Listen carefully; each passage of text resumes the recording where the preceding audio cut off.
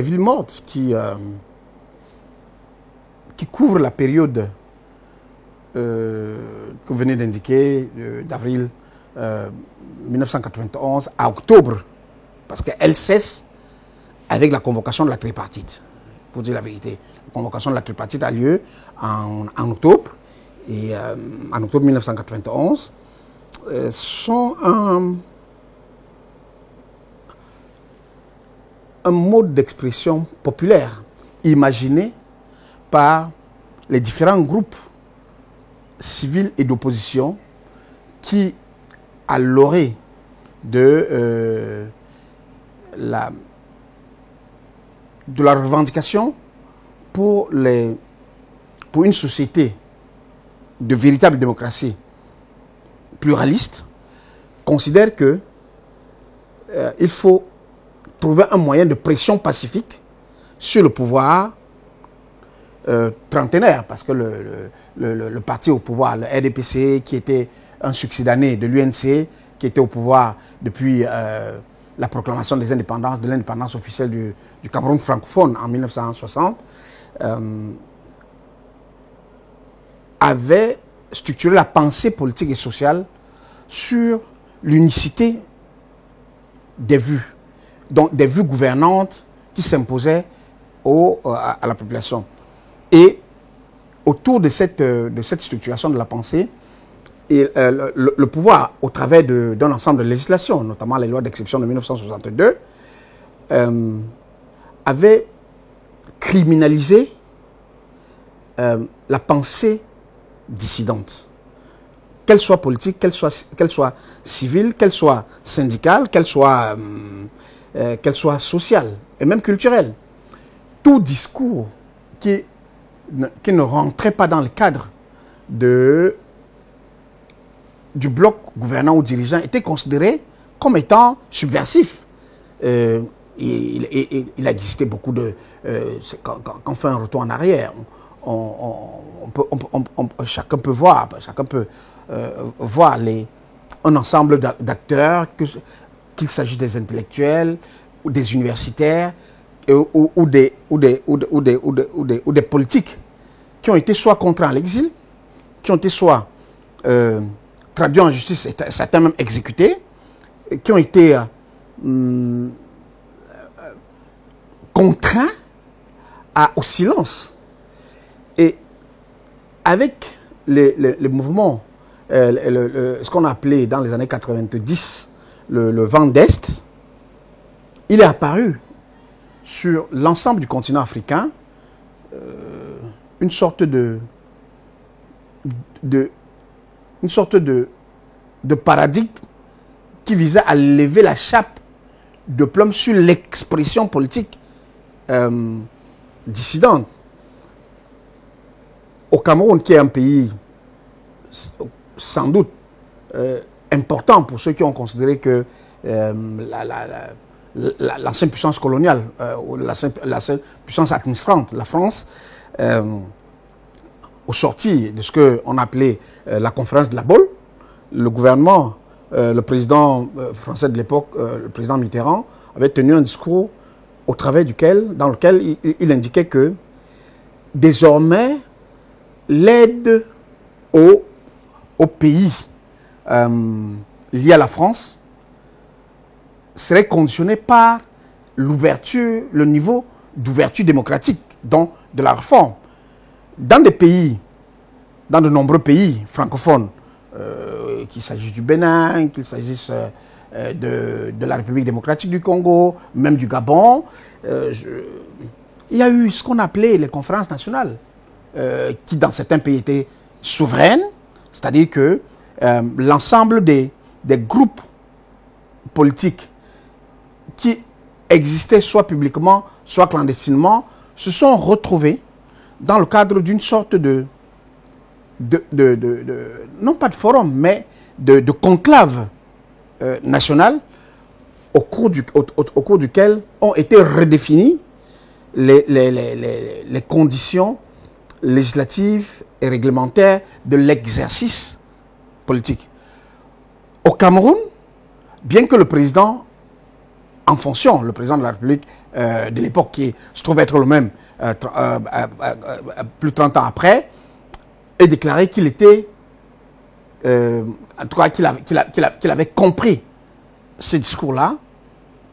n'a pas du tout pris les décisions qui allaient dans le sens, en tout cas, des attentes populaires. Notamment, son parti, le RDPC, au lendemain de l'initiative d'un certain nombre d'intellectuels anglophones de lancer un parti politique, le Social Democratic Front, en mai 1990,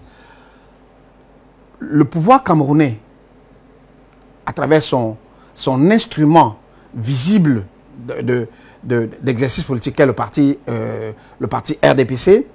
a entrepris, avec l'appui d'un ensemble d'autorités administratives, différentes manifestations dans différentes villes, et les plus connues étaient celles de Yaoundé et de Douala, pour mettre en garde contre ce qu'ils ont appelé le multipartisme précipité. Et c'était une manière d'exprimer leur opposition au discours de la Baule, c'est-à-dire qui appelait à la réforme des institutions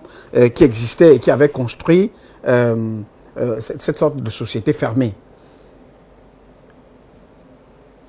Sauf que, je crois, les manifestations dont je parle, les marches du RDPC, ont lieu, je crois, dans le courant mai-juin 1990. Et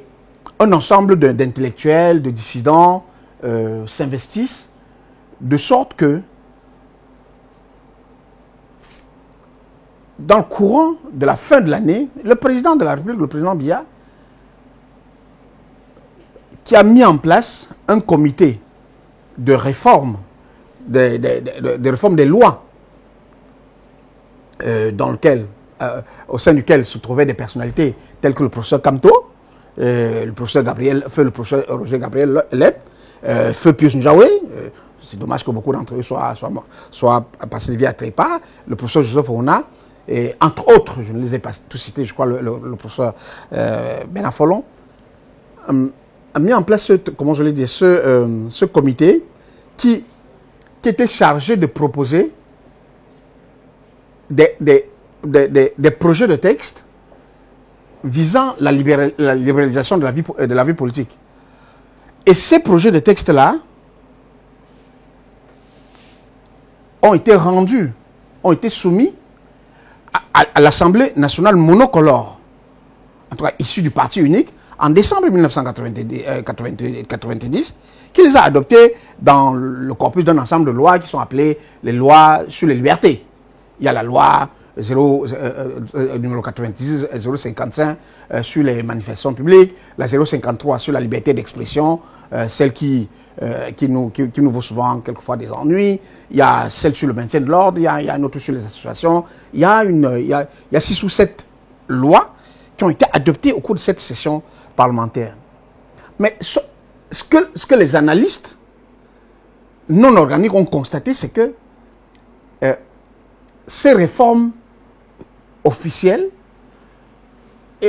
semblaient ne pas véritablement ouvrir le jeu. Et en début de l'année 1991, Célestin Monga, qui à l'époque était banquier, mais un intervenant libre dans les médias, publie une tribune dans le quotidien, à l'époque c'était pas un quotidien, le journal Le Messager, par lequel il critique ces lois-là, et la tribune est titrée « La démocratie truquée ». La démocratie truquée par laquelle il critiquait en fait l'idéologie derrière, la philosophie derrière les lois qui ont été soumises et adoptées, et par lesquelles on faisait croire que on avait ouvert le jeu politique. La première réaction du pouvoir sera, à travers le procureur de Douala, sera de l'interpeller et de le mettre en détention, préventive sans jugement. Avec le directeur du journal qui l'avait publié, Feu Pius Njawé, paix à son âme, à l'époque je ne suis pas encore messager. Et autour donc de ce procès, il y a un ensemble d'initiatives, de mobilisation, dont l'une qui m'aura marqué, parce que à l'époque je suis étudiant à l'université de Yaoundé, mais pour des raisons d'autres, j'ai quitté l'université, je suis passé par l'Ouest, dit à mes parents que je ne peux plus continuer mes études à Yaoundé, que la situation est très très tendue. Et ils m'ont dit, bon ok, tu as de la place chez nous, tu viens, si tu veux tu restes, mon père, et si tu veux tu restes avec moi, mais tu es tout autant libre d'aller te battre dans la vie comme les enfants de ton âge. Moi, je lui dis non, je vais aller à Douala où j'ai de la famille, il y a ma grande soeur ici, j'ai des oncles, j'ai de la famille à Douala. Donc, je viens à Douala et je partage une chambre chez ma soeur aînée et je suis avec beaucoup d'intérêt l'ensemble de ces mouvements. Je participe avec d'autres jeunes gens de notre génération au mouvement populaire, au mouvement citoyen, parce qu'il faut l'appeler comme tel, qui appelle à la libération de Pius Njawé et Célestin Monga. Il y a un comité qui est mis en place par un activiste qui lui-même avait été victime des lois de 1962, les lois sur la répression de la liberté de la pensée ou de la subversion. Njekam Chamini, il a créé le comité pour la libération de Njawé et Monga, ça s'appelait CLPN, puis Njawé et Célestin Monga, et la mobilisation dans la rue, les pressions, les jours de procès, on manifeste, on va au palais de justice, on fait le siège du palais de justice, évidemment à l'extérieur, souvent à l'extérieur, avec quelques pancartes, pour indiquer que on ne peut pas juger alors que on proclame qu'on est dans la réforme. On ne peut pas juger un citoyen ou des citoyens pour avoir exprimé leur opinion. Et c'est un moment, à mon sens, extrêmement important qui va accélérer le moment qui avait été ouvert par l'arrestation du bâtonnier Yondo Black au début des années 90. Parce qu'au début des années 90, je ne l'ai pas suffisamment dit, le bâtonnier Yondo Black avait réuni dans son cabinet un ensemble de citoyens, parmi lesquels de jeunes cadres du Manidem, qui est le manifeste à travers lequel les UPCistes appellent à la mise en place de la démocratie au Cameroun. C'est pour ça que ça s'appelle Manidem, manifeste pour l'instauration de la démocratie au Cameroun. Parmi ces personnes-là, il y a Anissé Ekane, il y a Henri Dekwe, ma soeur et consoeur aînée, il y a Vincent Feko qui est un anglophone, mais l'un des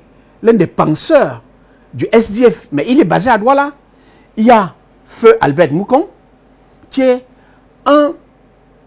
activiste historique de ce qu'on appelle la revendication anglophone, qui, contrairement à ce que certains disent, ne commence pas en 2016. Hein. Et bon, ils sont, je crois, 8 ou 9, et ils vont être traduits devant la justice militaire, qui va les condamner à des peines de prison, variant pour certains. Il y a le professeur Tekam, qui lui faisait partie de cette équipée-là, mais qui était reparti, c'est un médecin, il était reparti en France, où il exerçait, avant que les interpellations de la police ne se fassent. Donc, je fais une jonction entre l'interpellation de Feu Pius Njawé et Célestin Monga pour la tribune publiée et celle plusieurs mois avant, je crois, 12 mois avant, du bâtonnier Yondo Black. Yondo Black, à l'époque, est bâtonnier de l'ordre des avocats au Cameroun. L'arrestation du bâtonnier Yondo Black et de ses compères, ou de ceux avec qui il s'était réuni, a suscité une mobilisation importante au niveau de l'opinion, au niveau de l'élite, notamment avec le bâtonnier Yondo Black était ancien bâtonnier, et c'est le bâtonnier en chair, Maître Benamouna, qui mobilisera le barreau ou la majorité du barreau pour appeler à la libération du bâtonnier et le défendre devant la justice militaire. Et ce mouvement-là mis en jonction avec celui avec la lettre de Célestin Monga, publiée dans le Messager et ayant plus ou moins révélé le caractère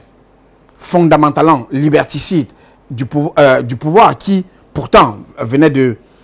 dire, le président Biya, et j'ai oublié sans doute de le dire, avait dit à Yaoundé, dans un discours à un conseil national du RDPC, après les marches des militants du RDPC, en réaction au mouvement de Yondo Black, au lancement du SDF, parce que le SDF est lancé le 26 mai 1990, pour tenter de prendre au mot le pouvoir, qui disait au tribunal qu'on n'a pas arrêté Yondo Black comme il prétendait, parce que, en tout cas, Yondo Black et les autres, les Kanenissé, parce qu'ils voulaient créer un parti. On les a arrêtés parce qu'ils avaient attenté à la sûreté de l'État et consorts. Vous savez ce que ça veut dire. Le SDF, donc, a pris le pouvoir au mot. Quand je dis le SDF, les leaders du SDF, les fondateurs du SDF ont pris le pouvoir au mot et ont donc décidé à Bamenda de lancer le SDF le 26 mai. Quand ils annoncent le lancement du SDF, le pouvoir réagit de la même façon en mobilisant les forces de sécurité, notamment la police, mais aussi l'armée malheureusement,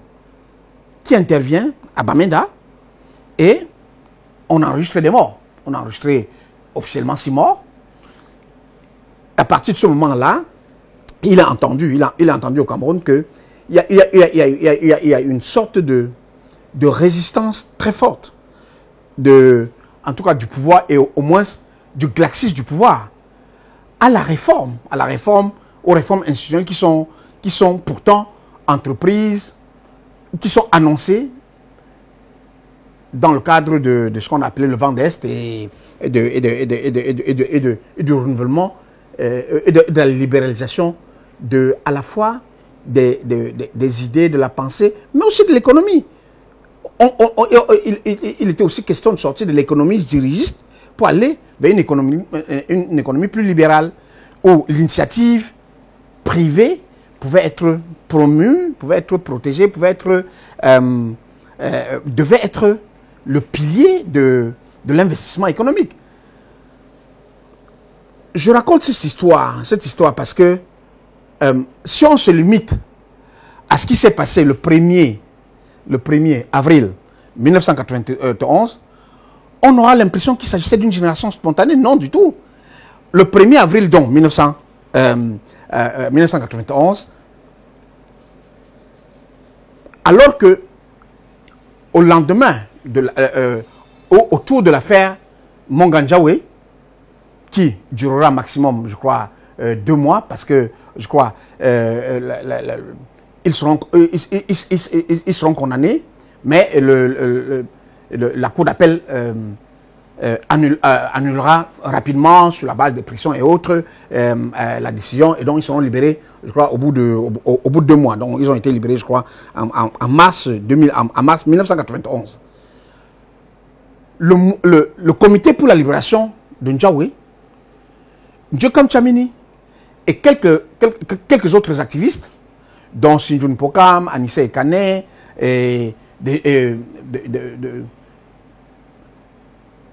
le transformeront en un mouvement, en un mouvement de revendication de liberté démocratique qu'ils vont appeler Comité d'action populaire pour les libertés, Cap Liberté. Cap Liberté, qui se veut un mouvement transpartisan, transethnique et apolitique, va très rapidement mailler les différentes localités du pays, qu'il s'agisse de l'ouest, du nord, du sud, de l'est et du centre, le campus. Parce que Njoka Mtshameniki avait une formation révolutionnaire. Et un ensemble de gars du Manidem, donc de souche upéciste, qui connaissaient les vertus du travail clandestin, vont mettre en place des structures organisationnelles pour que ce mouvement-là essaime sur l'ensemble du territoire, y compris dans les régions qui aujourd'hui sont perçues comme étant les bastions, je ne sais pas si je dois dire politique ou ethnique, de telle ou telle personnalité du pouvoir ou une telle ou telle personnalité. En tout cas, passons. C'est dans cette mouvance-là qu'est créé que les partis politiques qui ont commencé à être légalisés en mars 2011, en mars 1991, je ne sais pas pourquoi je parle toujours de 2000, 1991, parce que les premiers partis politiques qui sont légalisés sur la base de la loi sur les partis politiques et sur les associations et l'autre sur les partis politiques sont légalisés le 1er mars 1991. Parmi les premiers partis politiques en question, il y a la DIC, la démocratie intégrale d'un certain Gustave Essaka, un ancien étudiant camerounais d'Allemagne. Il y a, je crois, le SDF. Il y a l'UPC Kodok, c'est ça? Bon, l'UPC, disons comme ça. Oui, Dika Kodok. Parce que Kodok était le secrétaire général de cette branche de l'UPCA. Le président, effectivement, c'était Dika Akwa.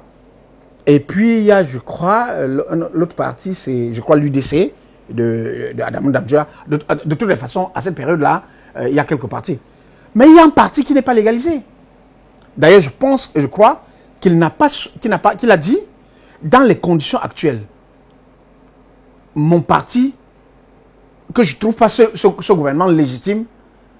pour lui demander la légalisation ou l'autorisation avant d'exercer comme mouvement politique. C'est le mouvement de Mouamasok. Ça avait un nom qui s'appelait MLDS, quelque chose, je pense qu'on le retrouvera après.